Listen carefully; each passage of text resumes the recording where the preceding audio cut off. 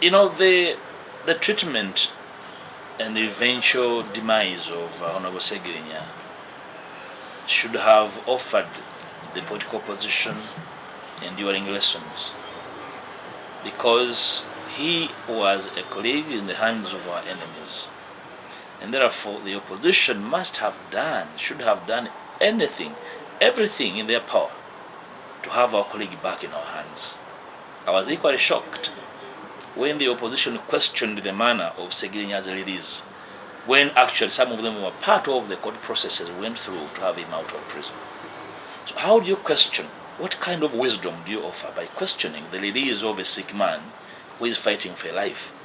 I hope when eventually we have Dr. Besigye out of prison and back to his family, friends and his doctors, the same group not question that his release was a negotiation.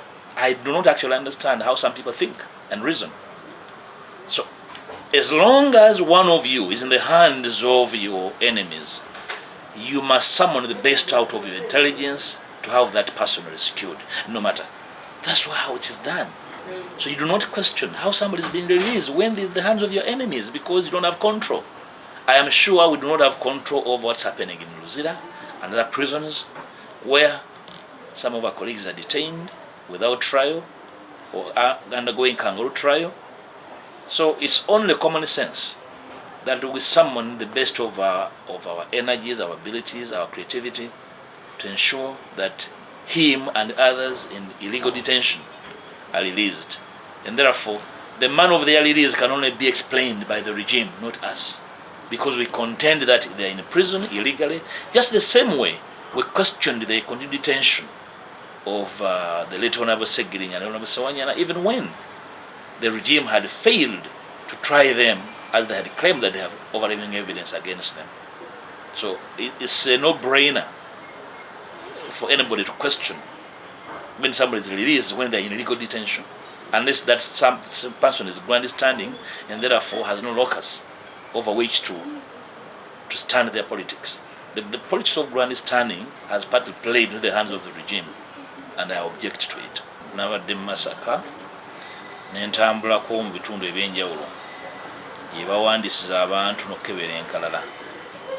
Era kye nasanze nga ebimu ebiwandiika ne ttiimu mu ggombolola mulimu kamera emu. Ekyo nno ne kinafuya omulimu guno. Ekibuga nga Masaka omuli abantu abangi, ate nga balina okukolebwako mu biseera ekigere. Abantu baffe bakalubiziddwa nnyo okutambula engendo okwekebera n'okwewandiisa, abakadde, abalwadde. Akakiiko k'ebyokulonda obunafu bwako tekabugonjodde bwe twayogerako. Era nasanzeyo okwemulugunya okw'abantu abalemereddwa olw'abaddiso. Waliwo ekyokulabirako ekimu. Diso atwala gye bayita Katwebutego ward yalwalira ewuwe si mu kibuga.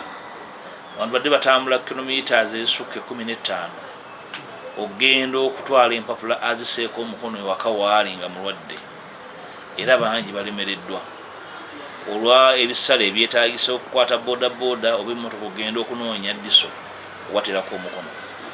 So nga okuwandiika omuntu asinga okumumanya yewa LC nga bwe twali tuwadde amagezi.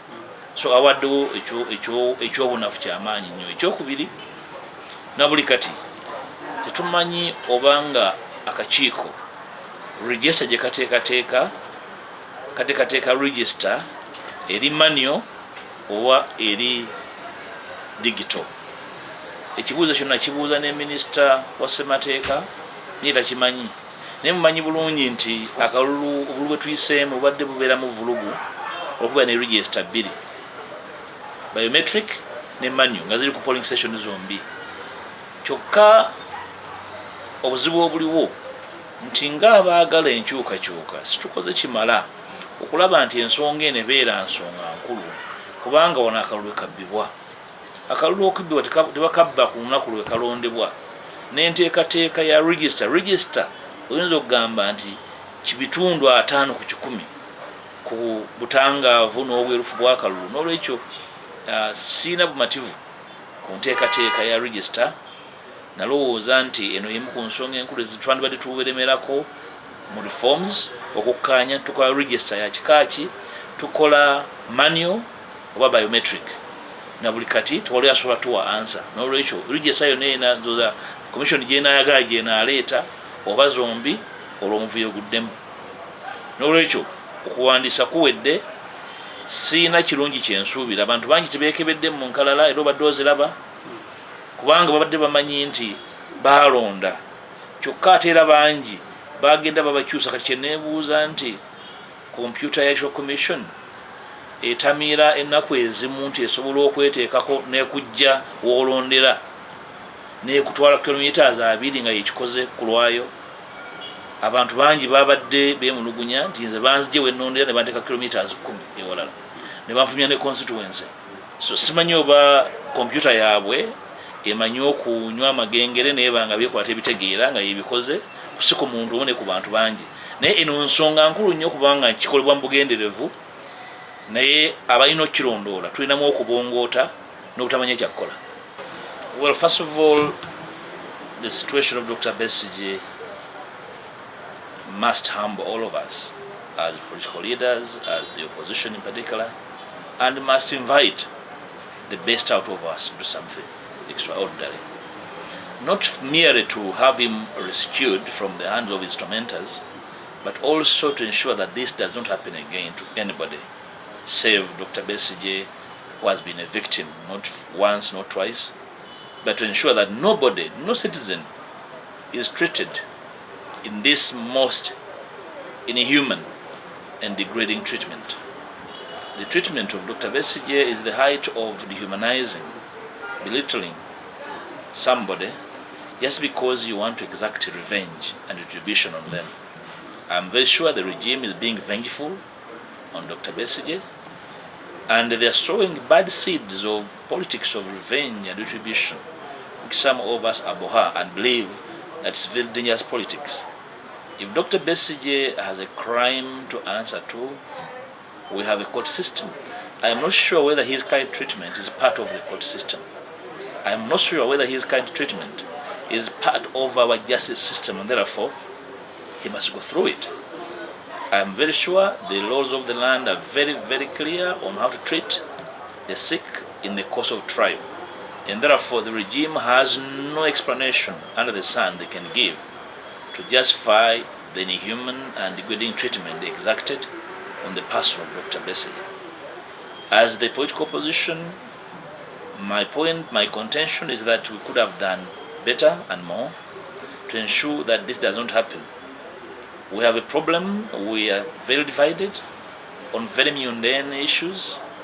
The leadership of the opposition currently is extremely divisive and unable to bring the opposition together, and for me that's a problem, because they believe everybody with an idea different from theirs is in contention with them, and that's a very big problem. I think the opposition leadership in and outside the parliament must rise to the occasion and behave more maturely and intelligently on how to deal with these kind of situations. Otherwise, what is happening now to Dr. Besigye can befall everybody as long as we allow it to become a political culture in this country.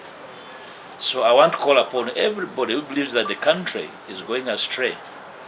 The treatment of Dr. Besigye must bring the best, probably the worst out of us, to object and demand that Dr. Besigye is released and is in the hands of his family and his doctors and his lawyers to restore his health so that he is able to face any kind of charge on trial.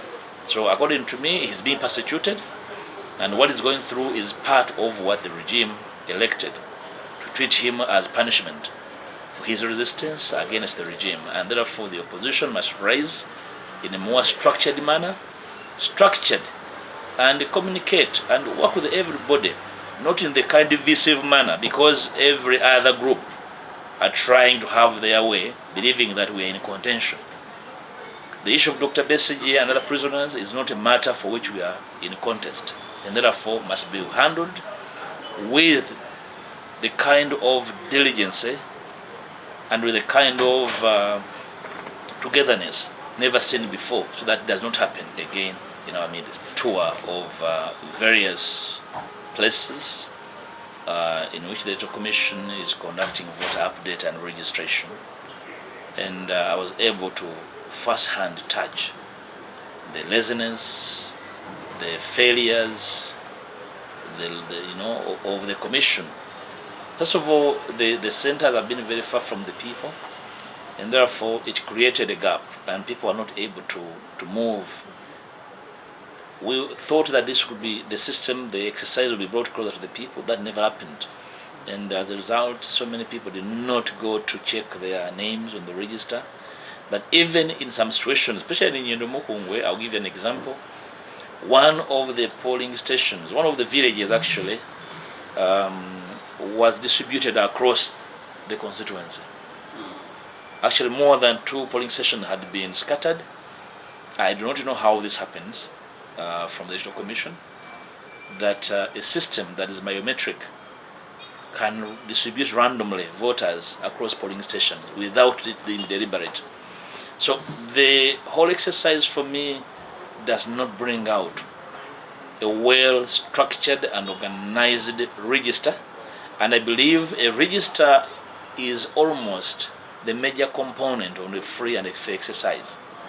And as the opposition, we fail to see this as an opportunity to demand that we deal with a single register, which is biometric. So as it turns out, we shall have 2 registers, a manual and a biometric register, and that is a recipe for a rigged system, a rigged election.